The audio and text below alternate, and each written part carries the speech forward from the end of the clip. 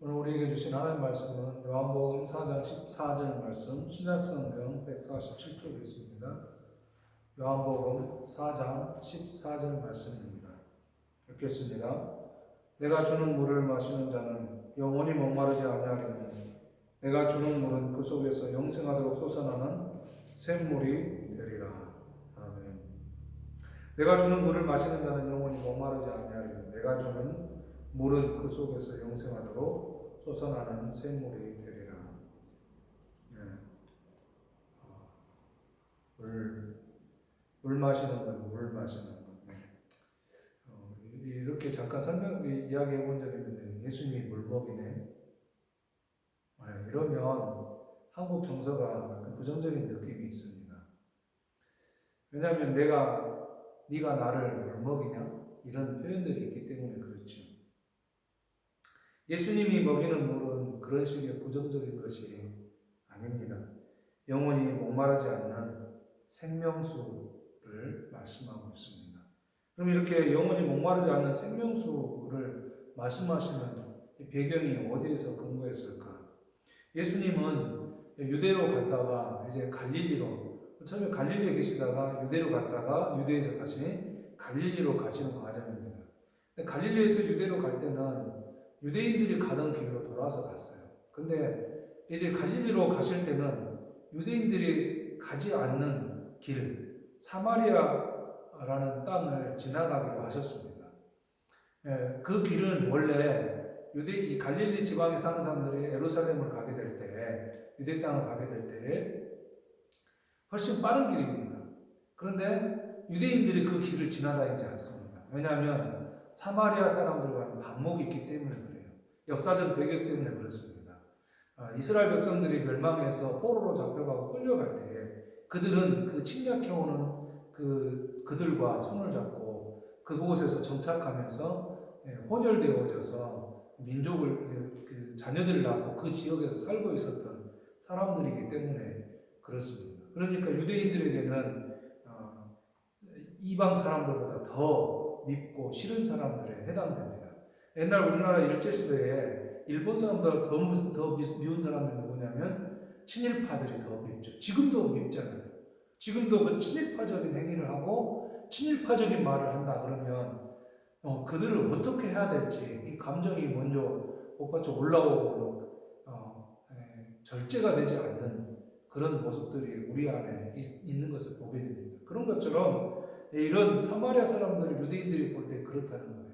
그렇기 때문에 유대인들은 예루살렘과 갈릴리 사이로 왔다 갔다 할 때에 짧은 거리에 길이 있고 빠른 길이 있지만 그 길을 포기하고 돌아서 다니는 그런 사람들이었어요. 그런데 예수님께서는 굳이 그 유대인들이 다니지 않는 사마리아라는 길로 가기로 하셨습니다. 예수님께서 왜 그 길을 선택하셨을까요? 5절에 보면은 예수님께서 사마리아에 있는 수가라는 동네에 이르시니 사마리아 수가성에 있는 동네에 그 길로 지나가시게 되셨어요. 그러면서 어디에 머무르셨냐면 가다가 피곤하시니까 피곤하고 목마를 때에 찾을 수 있는 것이 우물가 아니겠습니까? 우물가에 찾아가서 거기에서 쉬기로 하셨어요. 우물가에 가셨지만 물을 떠마실 수 있는 상황은 아닙니다. 떠마실 수 있는 기구들이 없기 때문에 제자들은 예수님 우물가에 계실 동안에 먹을 걸 사러 동네에 들어갔고 예수님이 우물가에 앉아 계십니다. 그런데 그 우물가에 앉아있는 시간이 성경에 보니까 몇 시라고 해요? 제6시다 그렇게 말합니다. 우리나라 말로 하면은 한낮 정오입니다. 이 정오, 그 당시 이 시대에 여기 지역에 사는 사람들은 이 시간에 물을 뜨러 나오지 않습니다. 보통은 사람들이 물 들어오는 시간에 아침 이른 시간에 해가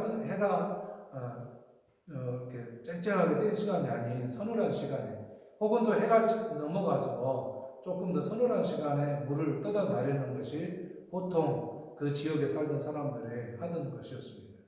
정오에 사람이 나올 리도 없고 그런 사람들이 있을 수가 없는 것입니다. 예수님은 그런 정오 시간에 우물가에 앉아 계십니다. 그런데 거기에 한 여인이 나옵니다.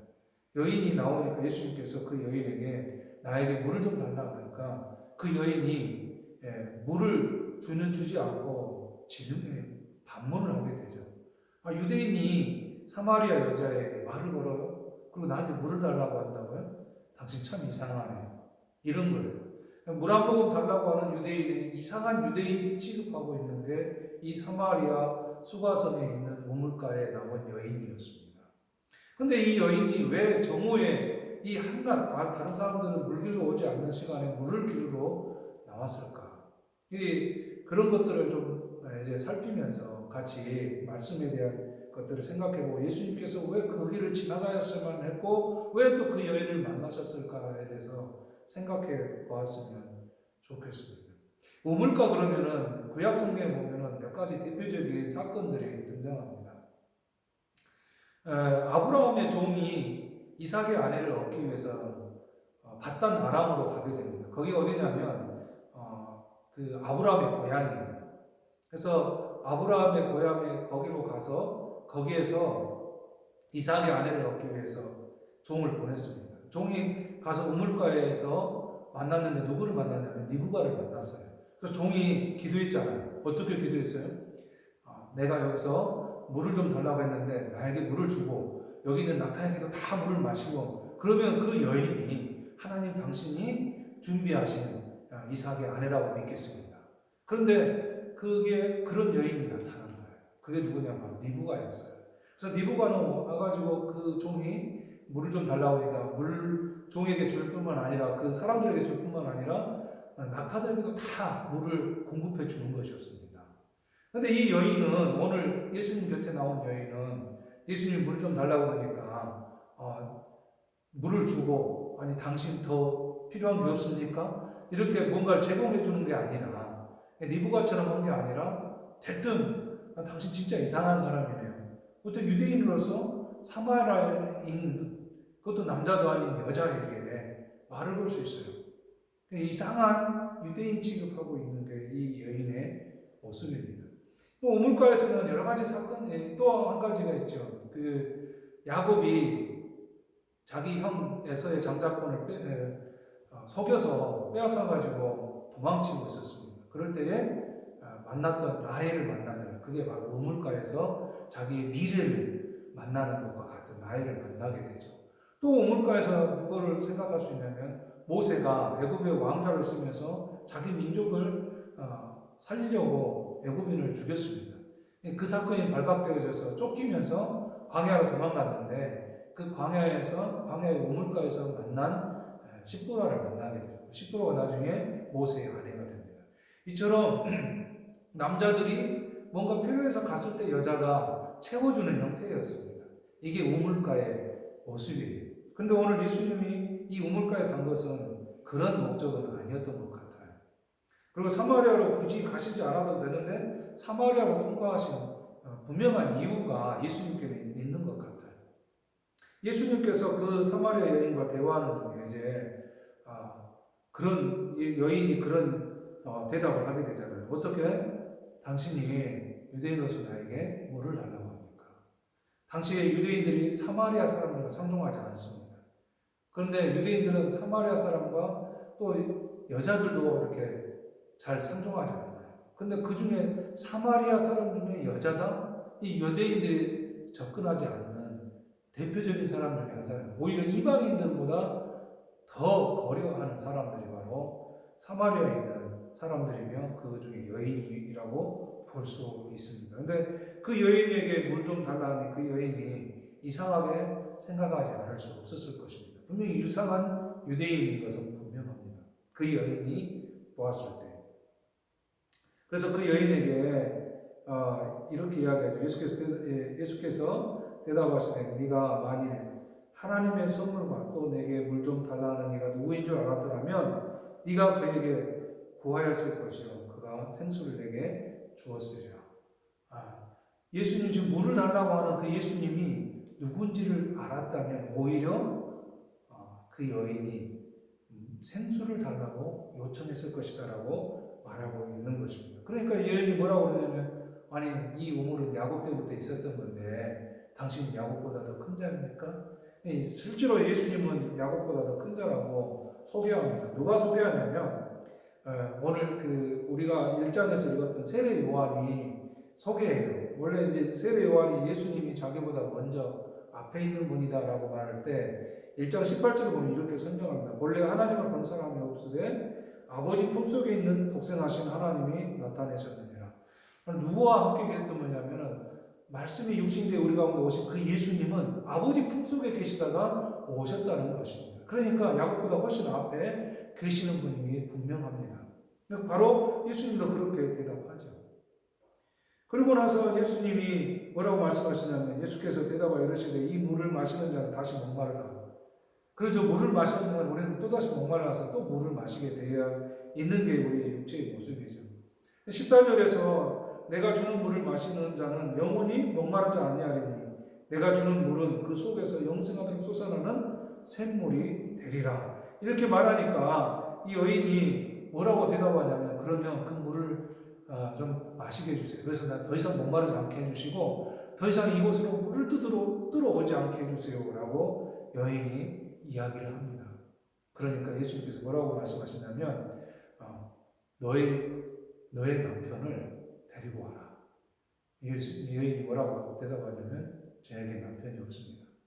그래 너는 5명의 남편이 있었는데 그들도 아니고 지금 함께 살고 있는 그 남자도 네 남편이 아닌 게 맞다. 이렇게 설명합니다. 근데 그거를 들은 이 여인이 당신은 선지자입니다. 애언자입니다. 이렇게 점점 여인이 예수님을 이상한 유대인 취급하더니 점점 바뀌어져 가요. 자기들이 바라보는 그 민족의 대표인 야곱이라고 할 수 있는 그 민족의 아버지인 야곱을 이야기하더니 그 다음에 이제 민족들을 이끌어가는 지도자, 선지자, 애언자 이걸 이야기해요. 그리고 나서 예배에 관련돼서 다시 묻습니다. 예배는 우리는 이곳에서 예배를 하는데 당신들은 예루살렘이 아닙니까? 그러니까 예수님께서 뭐라고 하냐면 예배는 장소 문제가 아니라 성령과 곧 하나님의 진리를 따라서 지금 예배하는 것이 예배다. 이렇게 설명합니다. 그게 무슨 말씀이냐면 바로 예수님 자신이 그 예배로 이끌어가는 사람이라는 것을 설명하고 있는 것이에요. 그래서 그 말을 듣고 나서 이 여인이 예수님께서 그 여인에게 하나님의 영이신 예배하는 자가 영과 진리로 예배할지니라. 그러면서 그 말을 듣고 이 여인이 이 예배의 말을 듣고 나서 당신은 메시아입니다. 그리스도입니다. 기름 부은 자입니다. 구원자입니다라고 고백을 하게 되는 것입니다. 이 여인이 점점 바뀌어져서 결국에는 이상한 유대인 취급하던 그 여인이 예수님을 메시아로 그리스도로 받아들입니다. 이 여인에게 특별한 이적이 그 요한복음에서는 이 기적을 이적이라고 표현해요. 세메이온이라고 표현합니다. 그래서 기적은 불가항력적인 것으로 설명하잖아요. 그러나 이적은 약간은 조금 다른 거예요. 예수님이 육체를 입고 오셔서 예수님이 행하신 일들에 대해서 세메이온 이렇게 표현하거든요. 그래서 그런 과정들이 분명히 이 여인에게는 없었어요. 다만 예수님이 계속 말씀으로서 설명을 해 가십니다. 근데 이 여인이 얼마나 똑똑한지 그 말을 듣고 하나하나 풀어가더니 나중에 결국 예수님을 메시아, 그리스도라고 고백하게 되는 것을 보게 됩니다. 우리는 이 여인의 삶이 어땠을까를 한번 잠깐 살펴보고 싶어요. 남편 5이 있었고 지금 같이 사는 사람도 남편이 아닌 상태입니다. 이 여인은 사람들을 피해서 다니는 사람들, 그래서 물을 기르러 나오는 시간조차도 선선한 아침이나 해가 질 무렵이 아닌 한낮 해가 쨍쨍 비치는 더위가 있는 뜨거움이 있는 그 시간에 물을 기를 수밖에 없는 여인입니다. 이 여인이 물을 기르러 나올 때마다 마음의 고통과 괴로움과 부담과 인생에 대한 회의가 들지 않았을까? 저는 그렇게 묵상이 되었어요.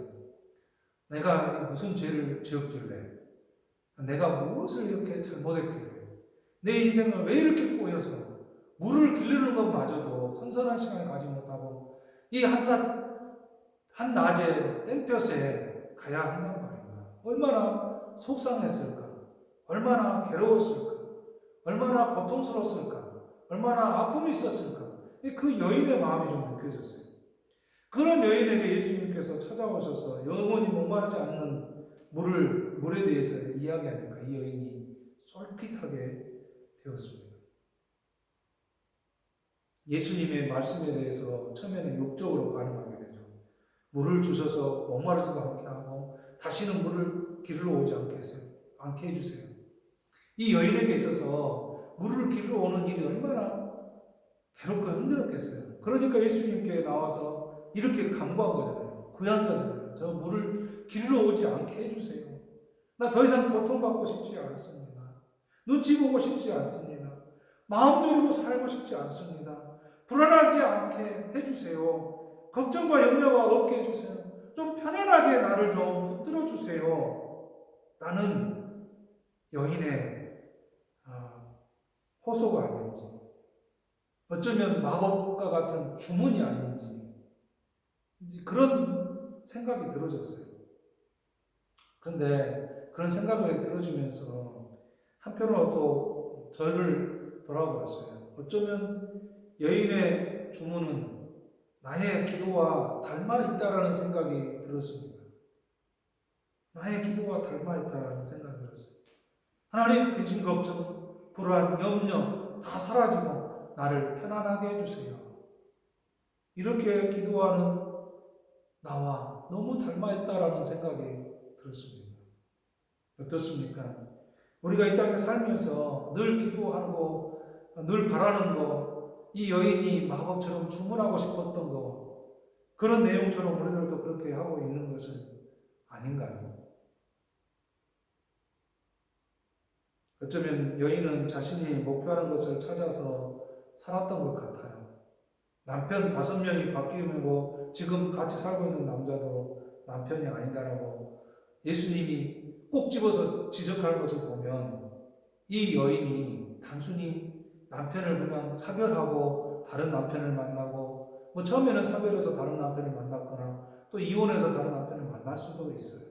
그러나 5명이 지나고 6번째 있다는 것은, 그리고 예수님께서 지금 있는 네 남편도 남편이 아니다 그 말은 이 여인에게 있어서 뭔가 특별한 그 자신의 목표와 문제들이 안고 있다는 것을 예수님께서 지적해주고 있는 것 같아요.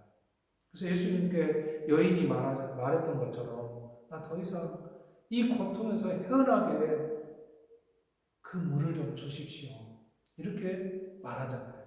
그 여인은 어쩌면 남편의 지금 살고 있는 사람까지 6명을 겪고 있지만 한 번도 만족하거나 한 번도 그 안에 뭔가 충족하고 채워진 게 없었던 게 분명합니다.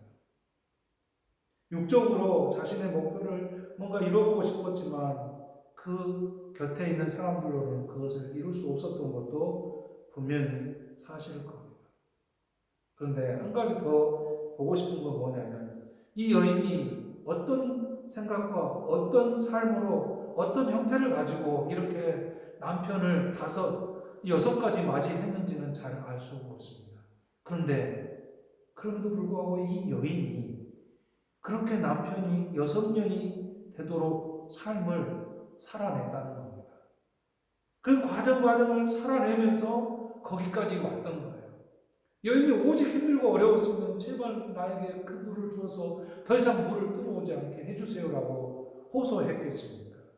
그런 고통과 아픔을 안고서도 살아가고 있었던 것이죠. 그런 여인을 알았던 예수님이 굳이 이 예루살렘에서 갈릴리로 가는 유대인의 길로 가지 않고 사마리아라는 땅, 그것도 수가성으로 들어가서 이 여인을 만나주고 있는 것입니다. 삶의 고통과 아픔이 누구한테 말할 수 없을 만큼 5번, 6번 찾아온다 해도 버텨내고 견뎌내고 이겨내면 분명히 우리를 사랑하시는 하나님 아버지의 그 사랑하신 예수님을 우리에게 보내주시고 만나게 해주실 것입니다. 우리는 그 만남에 있지 않나요? 우리는 이미 그 만남에 있습니다. 예수님과 함께 만나서 살아가고 있는 거잖아요. 혹시 예수님을 아직 모르고 그 만남 가운데 있지 못하다면 끝까지 버티시기 바랍니다. 세상 사람들이 다 겪지 못한 그 어마어마한 일을 겪고도 버티시기 바랍니다. 그래서 주님이 찾아오시는 그날까지, 그럴 때 분명히 주님을 만나는 그 시간에 하나님이 원하시는 그 결론에 우리의 인생이 도달하여서 그 하나님을 만나고 기뻐하는 삶이 될 겁니다. 예수님의 제자들이 예수님에 대한 바른 결론을 내린 시기가 언제라고 말씀드렸습니까? 전에 말씀을 전하면서 그렇게 말씀드렸어요. 그들이 예수님에 대해서 바르게 깨달은 것은 예수님이 십자가에 죽으시고 부활하신 이후라고 설명해 드렸습니다. 물론 요한복음 1장에 그 기록이 나오지만 사실은 예수님이 돌아가시고 부활하신 이후 승천하신 이후에 성령의 강림한 이후에서 제자들은 예수님께서 이 땅에 오신 이유에 대해서 바르게 결론을 내릴 수 있는 사람들이 되었던 것입니다. 우리를 찾아오시는 그 예수님을 만날 때만이 분명히 우리의 인생의 바른 결론을 맞이하게 될 겁니다. 그 전에 우리의 삶의 과정들은 그 예수님을 만나게 하는 과정이라고 저는 믿습니다. 구원의 문제가 인간에게 조건이 있다면 어쩌면 오늘 본문에 나오는 사마리아 여인은 그 조건에 해당된 사람은 아닐 겁니다. 우리가 지난번에 보았던 오히려 니고데모가 인간적으로 보면 조건이 훨씬 나은 사람입니다. 니고데모는 유대인의 랍비였습니다. 존경받는 사람이었습니다. 심지어는 다른 데서 찾아보면 공회의원이었다. 이 말이 무슨 말이냐면은 우리나라 국회의원과 같은 거예요. 입법기관인 거예요. 그래서 국가의 정책을 결정하는 데 참여하는 자였습니다. 그러니 외적인 인간적인 조건으로만 본다면 니고데모보다 더 나은 사람이 누가 있겠습니까? 여러분 니고데모보다 낫습니까? 아닐 겁니다. 저도 아니고요. 그래서 수가성에 있는 이 우물가에 찾아온 여인일까요? 이 여인은 더더욱 아니죠. 그런데 이 니고데모는 그 생명의 예수님에 대해서 약속하지 않았어요. 예수님께서. 그런데 이 여인에게는 예수님께서 조건 없이 생명을 약속해 줍니다. 우리의 구원이 우리의 조건에 있는 것이 아닙니다.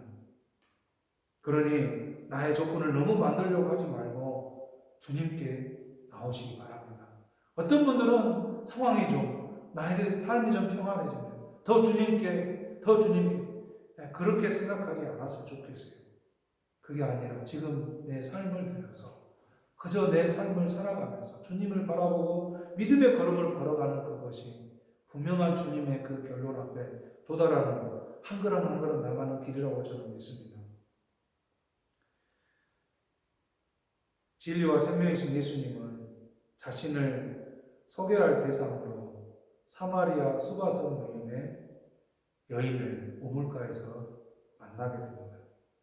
그것도 한낮에 사람들의 시선을 피해 물을 길러러 오는 모든 인생의 부끄러움을 안고 있고 고통을 안고 있고 슬픔을 안고 있고 그 아무것도 성취하지 못한 그 여인을 선택해서 그 수가성으로 가셨던 것입니다.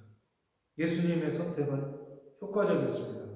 물을 달라고 하던 여인이 예수님의 영원한 생수를 받아 마을을 향해 달려가 외치는 자가 되었습니다. 여인이 예수님께 머물러 있기보다는 자신이 만난 메시아를 소개하려고 마을로 돌아갑니다. 전도자가 되었기 때문에 변화되었다고 하는 말이 아닙니다. 다시 말씀드립니다. 그 여인이 자기 마을로 돌아가서 예수님을 증거하고 전도자가 되었기 때문에 변화되었다고 말하고 싶은 것이 아닙니다. 여인의 삶이 바뀌었기 때문에 그렇습니다. 여인이 그동안 그 동네 사람들을 피해서 한낮에 물 길러러 나와야 되는 그런 여인이었는데 이제 그것을 다 내려놓치고 자기가 피하던 그 시선을 향해 가서 자기의 삶을 바꾸어 놓고 있는 것을 보게 됩니다. 전도보다 더 중요한 게 뭐냐면 예수님을 만나서 내 삶이 이렇게 바뀌었습니다라고 보여지는 것입니다. 예수님을 만남으로써 여인이 자신의 부족함과 연약함을 극복하는 표현이 마을로 돌아가서 사람들을 만나는 것이었습니다. 우리도 예수님을 만남으로 우리의 삶이 그런 표현으로 드러났으면 좋겠어요. 전도하러 가자, 선교하러 가자. 이거보다 더 중요한 거, 내 삶이 예수님과 함께 있습니다. 내가 고통 중에 있어도 아픔 중에 있어도 당신들이 보는 것처럼 나는 삐뚤어지고 어그러진 사람일지 몰라도 나는 예수님 앞에 있습니다. 라고 그렇게 고백하는 삶이 되어졌으면 좋겠습니다. 기도하겠습니다.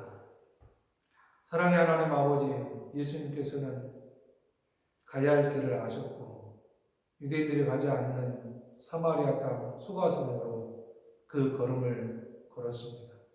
그리고 그곳에서 갈급히 살아가고 있는 고통과 아픔과 슬픔과 모든 괴로움을 안고 살아가는 여인을 만났습니다. 그리고 그에게 예수님 자신이 구원의 길, 생명의 길, 영원한 생수임을 소개했고 그로 하여금 삶의 변화를 통해 마을로 들어가서 그가 변화된 사실을 사람들에게 외치게 했습니다.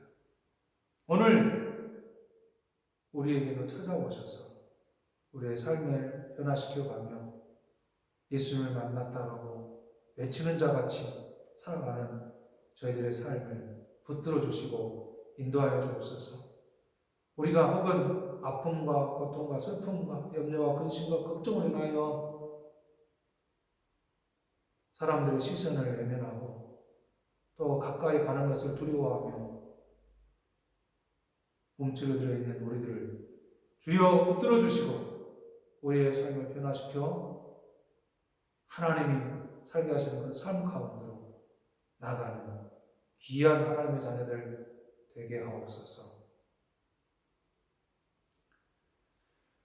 지금은 우리 주님 예수 그리스도의 구속의 은혜와 하나님 아버지의 사랑하심과 성령님의 감동하시고 깨닫게 하시는 은혜가 이제 예수님을 만남으로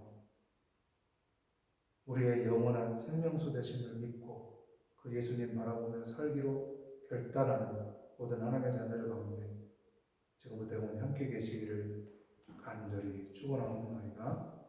아멘.